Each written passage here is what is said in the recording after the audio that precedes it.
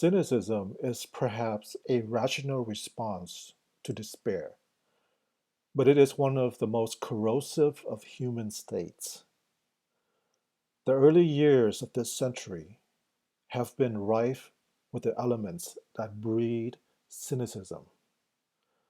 Senseless wars draped in patriotism, nihilistic terrorism masquerading as faith, greed cloaked in ideological righteousness, ambitious political courtiers pursuing their own selfish ends. The cynic will sigh knowingly and say, that's just the way the world works. Humans are essentially corrupt and selfish. Pretending otherwise is just naive. In that way, they justify constraints and rationalizes limits. Over the past 2 decades, I've delved deeply into the literature of what makes greatness. The surprising answer is that fundamentally, humans want to be great. People want to do something purposeful, to make the world, even if just in a small way, a better place. The key is getting rid of what stands in the way, removing the impediments to their becoming who they're capable of becoming. That's what Scrum does. It sets goals and systematically, step by step, works out how to get there. And even more important, it identifies what is stopping us from getting there. Scrum is the code of the anti cynic. Scrum is not wishing for a better world or surrendering to the one that exists. Rather, it is a practical, actionable way to implement change. I know of Scrum projects aimed at delivering vaccines to endangered children, and of others intended to build houses more cheaply, eliminate petty corruption, catch violent criminals, eliminate hunger, and send people to other planets. None of the above are dreamy desires. Rather, they're actionable plans. Make no mistake, these plans will have to be inspected, adapted, and changed every step of the way, but they're in motion. All around the world, rapid iteration are occurring, propelling us toward a better world. That's what I hope you take away from this book. The knowledge that it is possible, that you can change things, that you don't have to accept the way things are. A quote from T.E. Lawrence, Seven Pillars of Wisdom. All men dream, but not equally. Those who dream by night in the dusty recesses of their minds wake up in the day to find that it was vanity. But the dreamers of the day are dangerous men, for they may act their dreams with open eyes to make it possible. Don't listen to cynics who tell you what can't be done. Amaze them with what can. Scrum accelerates all human endeavors. The type of project or problem doesn't matter. Scrum can be used in any endeavor to improve performance and results. Scrum for schools. In the Netherlands, a growing number of teachers are using Scrum to teach high school. They see an almost immediate improvement in test scores of more than 10%. And they're engaging all sorts of students, from vocational to gifted. Scrum for Poverty. In Uganda, the Grameen Foundation is using Scrum to deliver agricultural and market data to poor rural farmers. The result? Double the yield and double the revenue for some of the poorest people on the planet. Rip up your business cards. Get rid of all titles, all managers, all structures. Give people the freedom to do what they think best and the responsibility to be accountable for it. You'll be surprised at the results.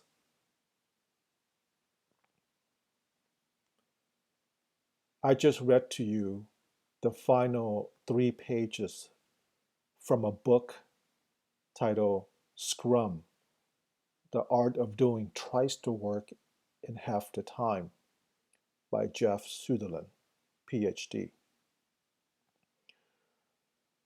Dr. Sutherland is the co-creator of Scrum and is one of the 17 signatories of the Manifesto for Agile Software Development, sometimes referred to as the Agile Manifesto. Before I continue, I would like to thank one of my viewers, Sean Deegans, for mentioning this book in the comments section of my introduction to the OODA Loop video. I was not aware of this book until Sean had mentioned it. Thanks again, Sean. A little more background on Jeff Sutherland. Dr. Sutherland graduated from the United States Military Academy at West Point in the mid-1960s.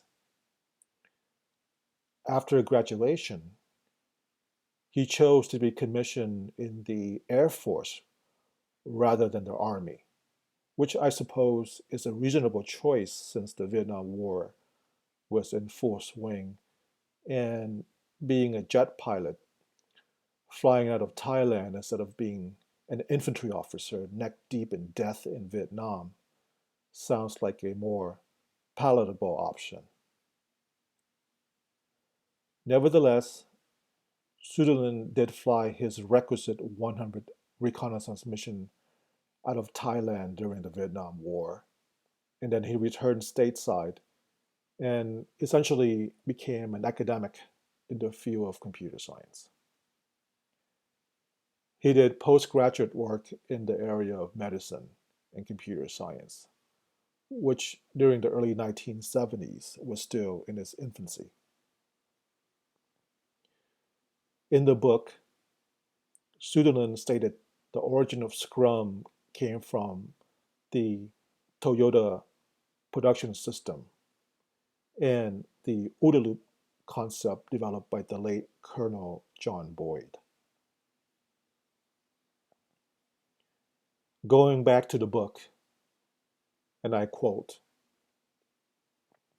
Scrum takes a lot of its thinking from the Japanese manufacturing model that was codified in the classic book Toyota Production System by Taiichi Ohno. In the United States, this model has been interpreted as lean manufacturing. Basically, the idea is to eliminate as much waste as possible on the factory floor. Now, most of us aren't looking to improve flow through an automobile plant, but some of the ideas are applicable to any kind of work. End quote.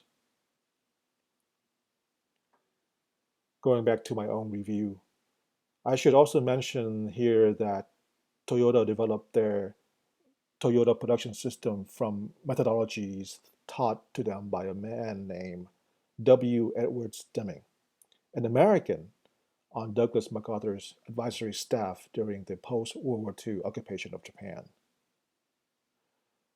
I think the book itself is a good read, especially for those in the computer science field. although Sutherland does get rather self-indulgent at times. I think the book is well organized and relatively short. There's a takeaway section at the end of every chapter, and the appendix is a guide on how to implement Scrum. For what it's worth, I've been using the Agile Scrum method in software engineering since early 2009 when I first entered the field. And before that, I used a method very similar to Agile Scrum in another occupation outside of computer science that I was in for 19 years. I think that in today's world, especially in the software engineering field, Agile Scrum has taken a life of its own, and not necessarily in a good way. I've personally seen more Agile Scrum specialists on development teams than software engineers, and these are large, publicly traded companies. They spend more time planning and talking about Agile Scrum than actually doing the development and software testing work. And their software suffers for it. But be that as it may, I think that if implemented correctly, Agile Scrum is a good thing. Again, I do recommend the book. Buy it wherever you want to buy it from. As I am not sponsored by anyone nor any organization. Good luck.